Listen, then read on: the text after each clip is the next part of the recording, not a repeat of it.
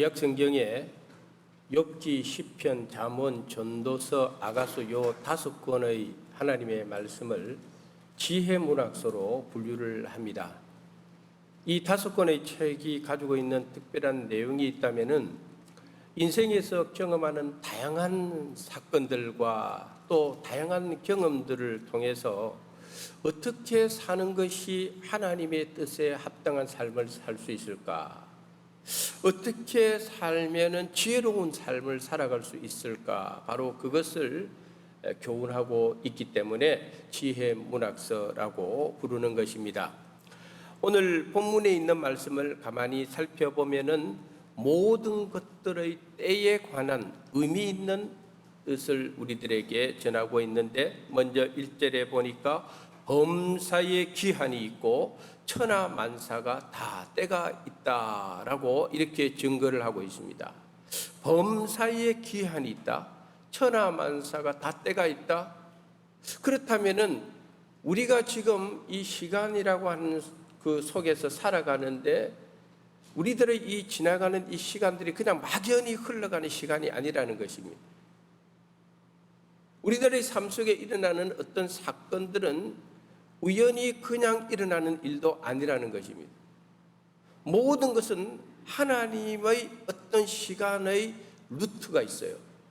하나님이 그 배후에 다 역사하고 계세요. 그러므로 정해진 시간이 있고 정해진 때가 있고, 그 속에서 우리가 그 의미를 알든 모르든 하나님이 개입하신 사건들이 우리들의 삶 속에 끊임없이 우리가 사는 날 동안에 전개되고 있는 것입니다. 그러므로 우리가 여기서 한 가지 깨달아야 될 중요한 진리가 하나가 있습니다. 그게 뭐냐면은, 우리가 살아가는 이 인생길 속에서 우리가 원한다고 해서 원하는 대로 일이 이루어지는 것은 아니다는 것이고, 내가 하고 싶다고 해서 내 마음대로 살 수 있느냐, 그것도 아니라는 것입니다. 모든 것 배후에는 하나님이 주관하시고 하나님의 주권이 있고, 그런 거로 시간도 하나님께 속해 있고 온갖 사건들도 하나님의 주권 하에서 다 일어나는 것입니다. 특별히 그 가운데 나라는 존재가 생존하고 있는 것입니다. 그러므로 내 삶 속에서 일어나는 좋은 일이든 나쁜 일이든, 내가 예상한 일이든 예상하지 못했던 일이든 간에, 나는 이런 삶의 현장 속에서 무수히 많은 때를 내 삶 속에서 경험하며 살아가는 거예요. 오늘 본문 2절부터 8절까지를 보면은 때에 대한 이야기가 총 28가지가 나옵니다. 그런데 여기에 한 쌍씩 14쌍으로 구조를 보여주고 있어요. 간단하게 요약하자면, 날 때가 있으면 죽을 때가 있다, 심을 때가 있으면 뽑을 때가 있다, 전쟁할 때가 있으면 평화로울 때가 있다, 찢을 때가 있으면 꿰맬 때도 있다, 사랑할 때가 있으면 미워할 때도 있다, 울 때가 있으면 웃을 때가 있다. 전부 때에 관한 이야기입니다. 그래서 이 성경은 우리들에게 때가 얼마나 중요한가, 때에 대한 지혜를 가지는 것이 얼마나 중요한가, 내 매일매일의 일상의 삶의 현장에서 내가 어떤 때 어떤 시기 혹은 어떤 기간을 경험하며 살든지 간에 우리 모두는 때와 연결되어 있다는 것입니다. 공동적으로 경험하는 때라고 하는 것은 지금 이제 무더운 여름에서 가을로 넘어가는 시기, 그건 우리가 공동적으로 경험하는 때입니다. 그러나 우리 각자의 인생을 파고 들어가 보면은 내 인생에서 개별적으로 경험하는 나만의 때가 있어요. 나만의 시간이 있어요. 나만의 사건이 있어요. 그러므로 이 때를 살아가며 때를 분별하면서 지혜롭게 살아가는 방법이 어디에 있나? 오늘 성경은 그걸 우리에게 가르쳐 주는 거예요. 그러므로 오늘 본문의 말씀을 가지고 이 시간 함께 은혜를 나누고자 하는 제목은 때를 아는 지혜입니다. 조금 전에 말씀드린 대로 오늘 본문에 나오는 28가지 때는 그냥 대표적으로 그렇게 때를 추려놓은 것이지, 사실 저를 포함한 우리 모두가 인생을 살아가면 날 때부터 죽을 때까지 얼마나 많은 때, 얼마나 많은 사건들이 우리 삶 속에 경험되어지는지 모릅니다.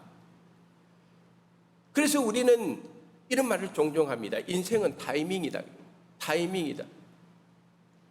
왜 그러냐?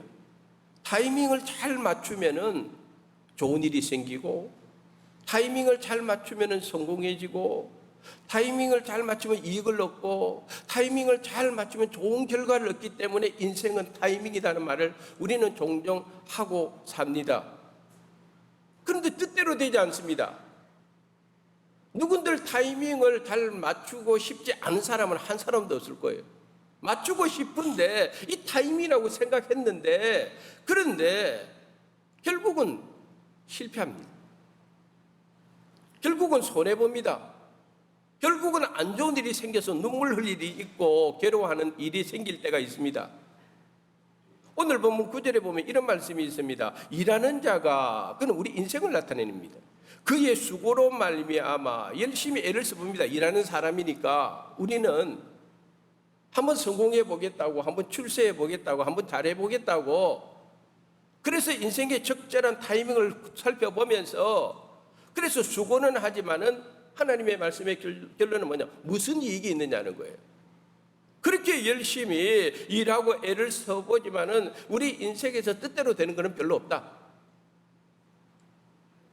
그러므로 이 타이밍이라고 하는 것은 사실은요, 내 머릿속에 있는 것이 아니에요. 내가 계획하는 것이 아니에요. 타이밍은, 인생의 타이밍은 나한테 있는 것이 아니고 하나님에게 있다는 거예요. 하나님의 주권입니다. 하나님의 계획 속에 있습니다. 하나님의 시간입니다. 그러므로 우리가 믿음으로 산다는 것은 뭐냐면은 이와 같은 하나님의 시간 속에 내가 들어가는 것입니다. 하나님, 내 시간 속에 하나님 들어오세요가 아니고 하나님의 시간 속에 내가 들어가는 훈련을 하는 것, 그게 바로 믿음의 삶이라는 것입니다. 바로 거기에 오늘 말씀이 증거하고자 하는 때를 하는 지혜를 발견할 수가 있는 것입니다. 그렇다면은 오늘 말씀이 우리 성도님들에게 무엇이 때를 하는 지혜일까? 어떻게 사는 것이 때를 하는 지혜일까? 오늘 본문의 세 가지를 제가 증거하고자 합니다. 첫 번째는 무엇이냐면은 때를 따라 모든 것을 아름답게 하시는 하나님에 대한 지혜를 가지고 사는 거예요. 아주 중요한 진술을 해주고 있습니다. 하나님은 모든 것을 지으시되 때를 따라 아름답게 해주셨다. 이렇게 성경은 우리말로 번역이 되어 있고요. 영어 성경에 보면 어떻게 되어 있는가 하면 하나님께서 모든 것을 그 때 안에 아름답게 만들어 놓으셨다. 이렇게 되어 있어요. 사실은 후자가 더 원문에 가까운 해석입니다. 그런데 우리는 하나님께서 모든 것을 아름답게 지으시고 때를 따라 아름답게 지어줬다고 했는데, 실제 우리들의 삶 속에서 아름답지 못한 경험을 너무 많이 합니다. 그렇지 않습니까? 내 삶 속에 원하지 않은 일이 일어납니다. 자식한테도 일어나고, 사업체에도 일어나고, 직장 안에서도 일어나고, 교회 안에서도 일어나고, 가정 안에서도 일어나고, 자녀들 중에서 일어나고. 그런데 그런 일어나는 일들이 과연 오늘 말씀처럼 아름다운 것일까 하는 거죠. 그거는 아름다운 것이 아니라고 우리는 대부분 생각합니다. 그건 슬픈 일이고, 괴로운 일이고, 답답한 일이고, 왜 질병에 걸리기도 하기고 할 때가 많고요.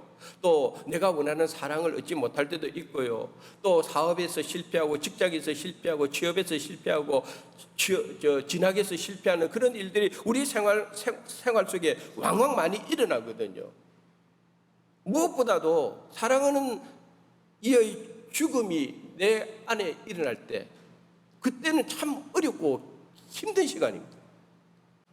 그런 상황이면 그 때는 그 사람한테는 아름다운 때가 될까요? 근데 제가 설교를 준비하면서 이런 글을 읽었습니다. 시간 속에 감춰져 있는 아름다움을 보게 하소서. 고난은 다 이해할 수 없는 하나님의 신비입니다.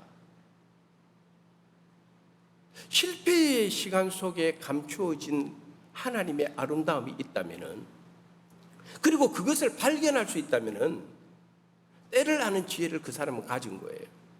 남들이 볼 때는 실패했다고 생각하고 고난 가운데 있다 생각하고 망했다고 생각하는데, 절망이라고 생각하는데, 그 시간 속에서 하나님이 마련해 놓은 아름다운 것을 발견할 수 있다면 그 사람한테는 삶의 지혜가 들어간 것입니다. 오늘 성경은 우리들에게 그것을 가르쳐주고 있습니다. 사랑하는 이의 죽음 속에 감춰져 있는 하나님이 예비하신 아름다움이 있다는 것이고, 고난의 시간 속에 감춰져 있는 하나님이 예비하신 아름다움이 있다는 것이고, 실패의 시간 속에 감춰져 있는 하나님의 예비하신 아름다움이 있다는 것이고, 그러므로 그것을 발견하는 사람은 그 때를 정말 아름다움으로 인식을 할 수가 있다는 거예요. 그 진리를 발견할 수가 있다면 그때는 그 사람한테는 아름다움이 되었다는 거예요. 고난 때문에 내가 예수 만났다면 그 고난이 아름다운 건 아니겠어요? 고난 가운데서도 내가 하나님을 끝까지 붙드는 믿음 안에 승리한다면 그 고난이 그 사람한테는 아름다운 것이 되지 않겠습니까? 그래서 시편 기자는 이런 고백을 했습니다. 우리 이 시간 시편 119편 71절 말씀 한번 읽어보도록 하겠습니다. 고난당한 것이 내게 유익이라 이로 말미암아 내가 주의 율례들을 배우게 되었나이다. 아멘. 이로 말미암아 뭡니까? 고난 때문에, 그것 때문에 주님의 율례를 배우게 되었다는 거예요. 고난 때문에 하나님의 은혜를 발견했다면 이 시편 기자의 고백처럼 고난받는 것이 내게 유익이라는 이 고백이 틀린 고백이 아니라는 것입니다. 무엇보다도 오늘 성경이 고난의 때 속에서도 그 안에 감추어진 하나님의 아름다움을 우리들에게 보여주는 이유는 하나님이 모든 것을 주관하고 있기 때문입니다. 시간도, 고난의 시간이 나에게는 힘들지만은 그 고난의 시간조차도 하나님의 영역 안에 있다는 것입니다. 그 사건조차도 나에게는 고통스럽지만 그 사건도 하나님의 영역 안에 있다는 것입니다. 우리는 하나님의 주권에 대해서 우리 많이 이야기를 듣지 않습니까? 하나님의 주권이 뭡니까? 주권이 뭡니까? 마음대로 할 수 있는 거죠, 하나님은. 그런 면에서 오늘 우리 시온 찬양대가 사실은 제목만 보면은 주 안에 있는 나에게 이래서 찬송가 370장에 있는 건, 나는 그 찬양을 이렇게 좀 편곡을 해서 부를 줄 알았어요. 그런데 사실은 오늘 제 설교 내용에 찬송가 370장이 있습니다. 그래서 오늘 시온 찬양단이 전부 다 성령 충만해가지고 이 목사의 설교하고 딱 맞아뜨는 찬양을 해주었다. 할렐루야. 얼마나 감사한지 몰라요. 주 안에 있는 나에게 땅 근심이 있으랴 하면서 찬양할 때 거기에 나오는 가사가 뭡니까? 그 두려움이 변하여 내 기도 되었고, 할렐루야. 전날의 한숨 변하여 내 노래 되었다. 할렐루야. 하나님의 주권입니다. 언제든지 하나님은 바꿀 수 있는 분. 하나님은 언제든지 우리들의 삶 속에서 변화를 일으켜 주실 수 있는 분. 그래서 성경은 우리들에게 하나님께 소망을 두라는 거예요. 하나님께 소망을 두라는 거예요.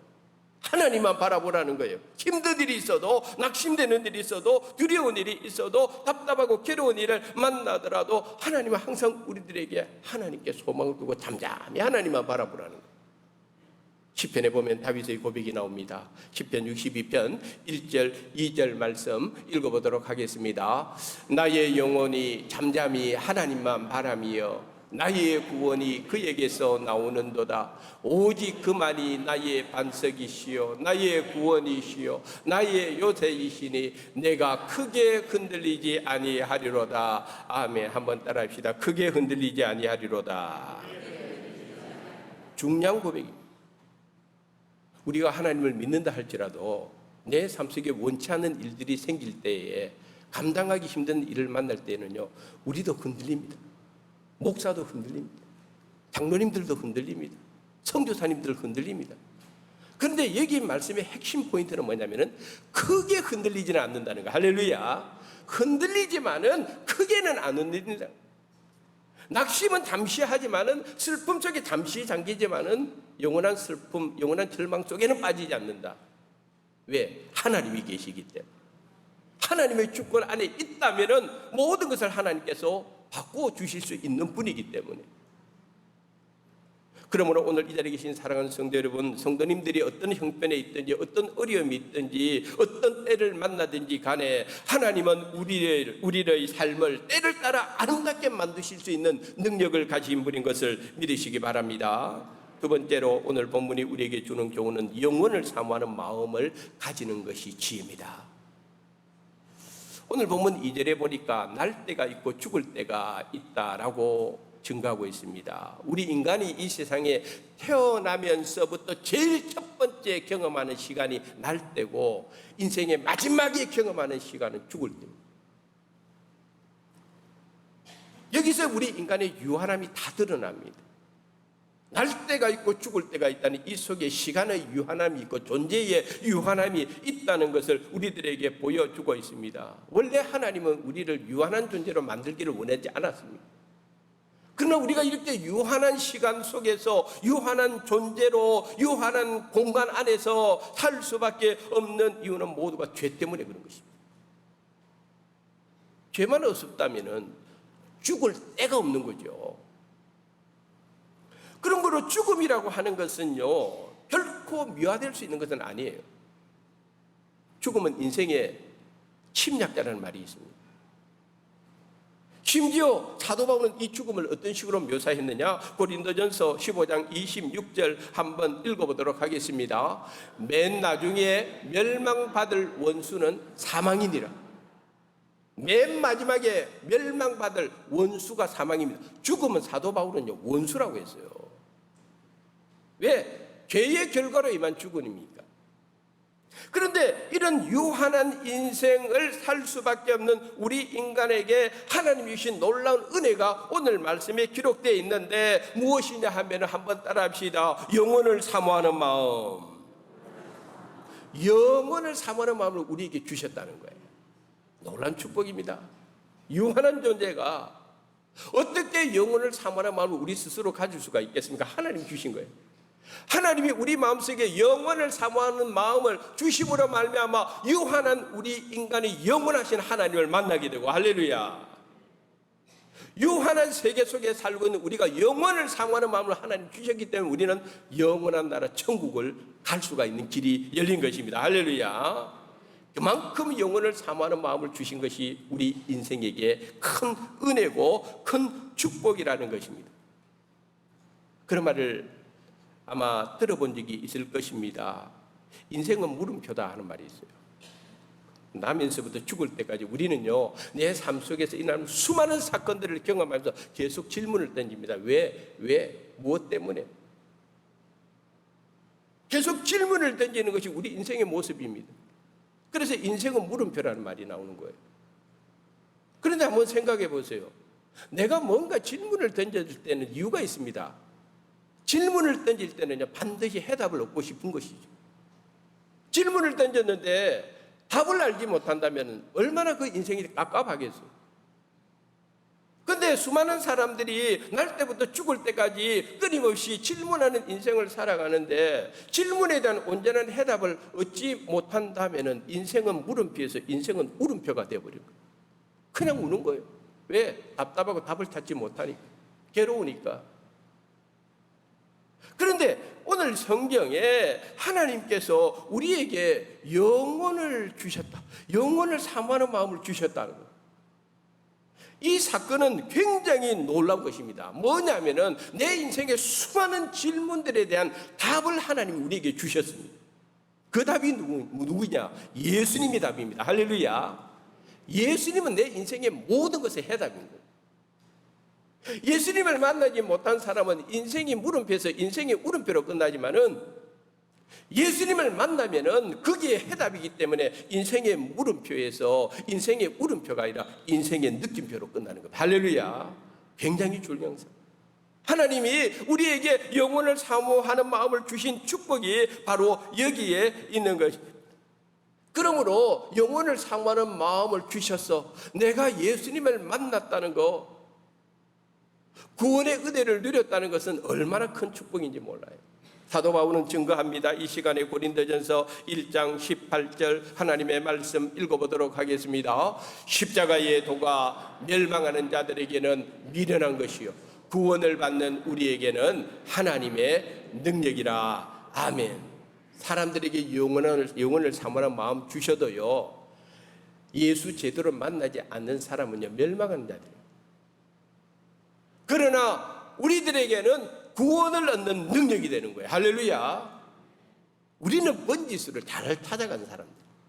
마지막으로 오늘 성경이 우리에게 주는 교훈이 있습니다. 일상의 모든 것이 하나님이 주신 선물이다. 이걸 깨닫고 살아라는 거예요. 일상의 모든 것입니다. 오늘 본문 13절을 한번 주목하여 보십시다. 사람마다 먹고 마시는 것과 수고함으로 낙을 누리는 그것이 하나님의 선물인 줄도 또한 알았도다 하는 말씀이 있습니다. 우리는 뭔가 낙에 대해서, 어떤 큰 기쁨에 대해서 뭔가 내 삶 속에서 남들보다 더 편안하게만 살면 그게 낙이라고 생각하는 경우가 굉장히 많이 있어요. 그런데 성경은 그렇게 가르치고 있지 않습니다. 일상의 평범함이 우리들에게 주신 하나님의 선물입니다. 내가 진수성찬을 차려놓고 먹지 않아도, 비싼 레스토랑 가가지고 앉아가지고 먹지 않아도 소박한 밥 한 끼라도 내가 건강하게 먹을 수 있는 것이 일상에 나에게 주신 하나님의 선물입니다. 그걸 오늘 본문이 가르쳐주고 있지 않습니까? 사람마다 먹고 마시는 것 수고함으로 하면서 그것이 하나님의 선물이라 하니까요, 진짜 먹고 마시는 거 좋아하는 사람이 성경에서 제일 은혜 받는 구절이 요 구절이라. 이 구절만 보면 먹고 마시는데 거리낌이 없고 말이죠. 다이어트를 걱정할 필요도 없고 일상에 하나님 주신 선물이니까 얼마나 좋습니까?